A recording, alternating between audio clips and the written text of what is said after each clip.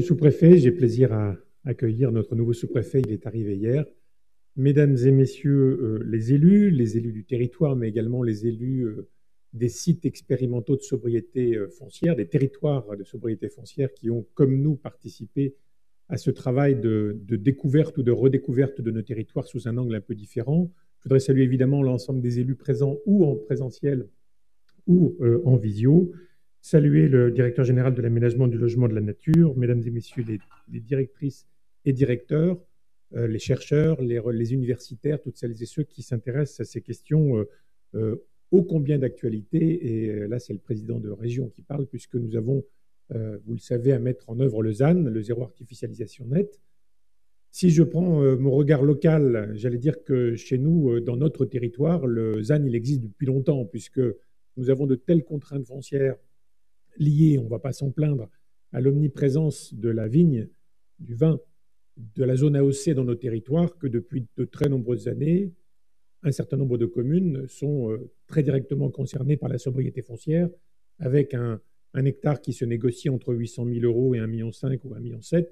Il est clair qu'on ne peut pas se développer comme on le souhaiterait. En même temps, préserver la vigne, c'est un impératif parce que c'est évidemment à titre au titre de chaque commune, mais au titre de la richesse commune qu'elle procure, c'est évidemment un enjeu économique extrêmement important et nous devons évidemment d'être exemplaires en la matière.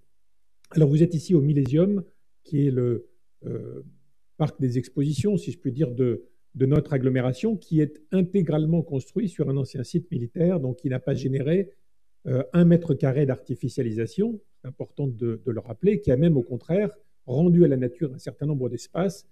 Ça fait partie des défis que nous avons dû affronter au début des années 2000.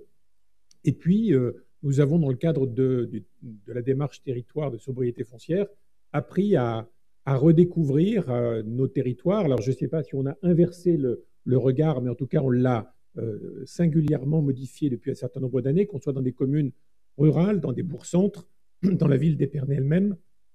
Nous avons été amenés à réapprendre à lire notre territoire, à travailler avec un certain nombre d'experts, de consultants, qui nous ont éclairés sur les potentiels existants. Et je crois pouvoir dire que cette réflexion, elle existe un peu partout. Elle est vécue parfois avec beaucoup d'angoisse par les élus qui considèrent ou considéraient pour un certain nombre d'entre eux que finalement la libre administration des collectivités impliquait qu'on puisse se développer, si possible, à l'horizontale le plus longtemps possible, sauf qu'on est rattrapé aujourd'hui par des impératifs qui sont ceux de la souveraineté alimentaire. Rappelons que 85% des territoires qui sont artificialisés chaque année sont des territoires de production agricole, sont des territoires qui servent très directement la souveraineté alimentaire.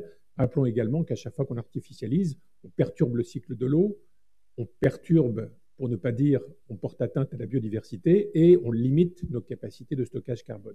Donc tout ça crée un environnement complètement différent aujourd'hui. Il va en être question tout au long de cette journée et je me félicite que nous puissions être nombreux à participer dans ces ateliers ou à travers la visioconférence à ces réflexions. Je voudrais remercier évidemment tous les experts qui vont être là, toutes celles et ceux qui vont rapporter les exemples de leur territoire. On est au cœur d'un changement absolument essentiel, probablement d'une des réformes écologiques les plus ambitieuses. Le ZAN, c'est compliqué, mais en même temps, c'est ambitieux et c'est absolument indispensable si on se place dans une logique un peu différente de celle qui a été la nôtre. Et je m'inclus dans le nôtre.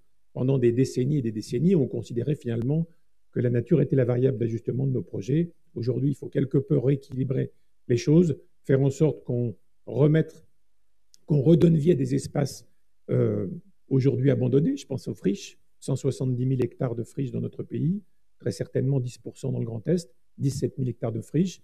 C'est un potentiel qu'il faut réinvestir.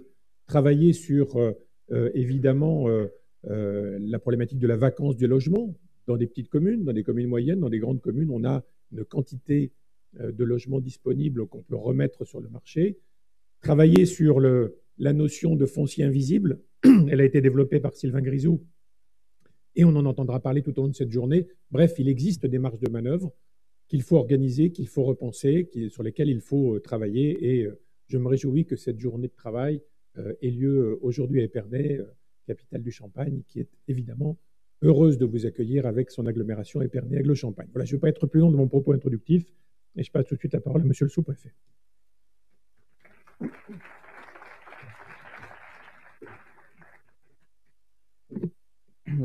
le Président du Conseil régional, Mesdames et Messieurs les maires et présidents d'intercommunalité, Mesdames et Messieurs les élus, bonjour à toutes et à tous. Monsieur le Préfet, retenu par ailleurs, m'a demandé de le représenter aujourd'hui, même si j'ai pris mes fonctions pas plus tard qu'hier.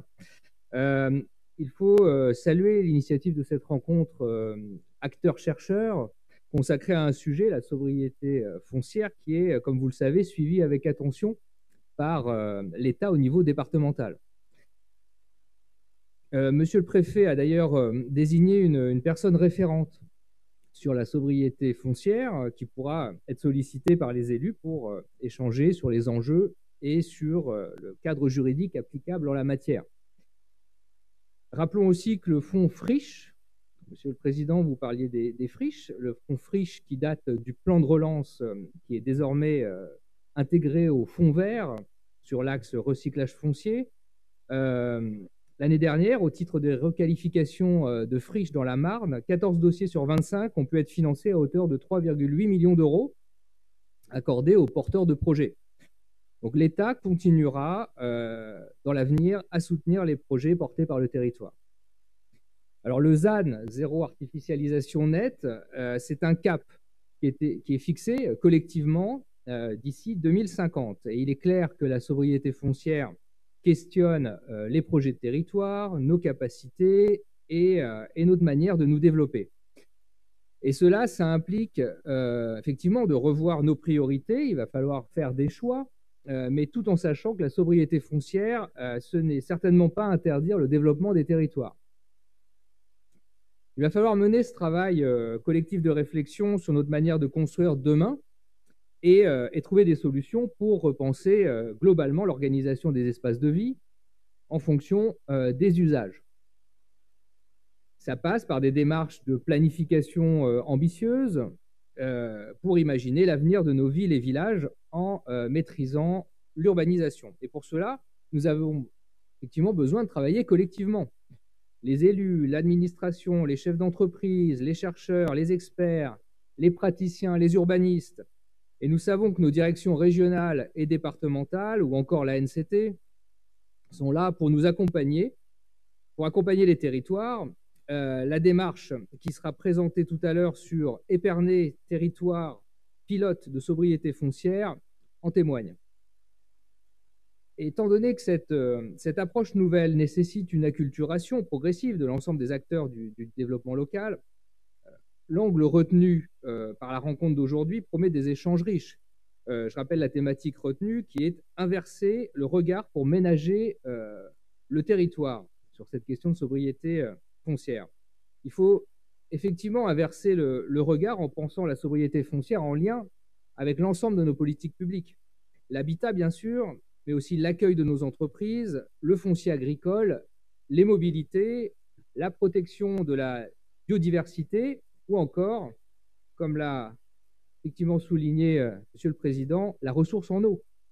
Parce que réduire l'artificialisation, c'est l'occasion de travailler sur l'imperméabilisation des sols et c'est intégrer aussi le cycle de l'eau et la renaturation dans nos stratégies d'aménagement. En définitive, malgré les contraintes, l'objectif de sobriété foncière peut aussi être vu comme une opportunité, qui est de permettre de renouveler la pratique du développement urbain en redonnant une place stratégique aux élus, à l'intervention publique et à l'innovation. Bon, merci à vous tous et bon colloque à toutes et à tous.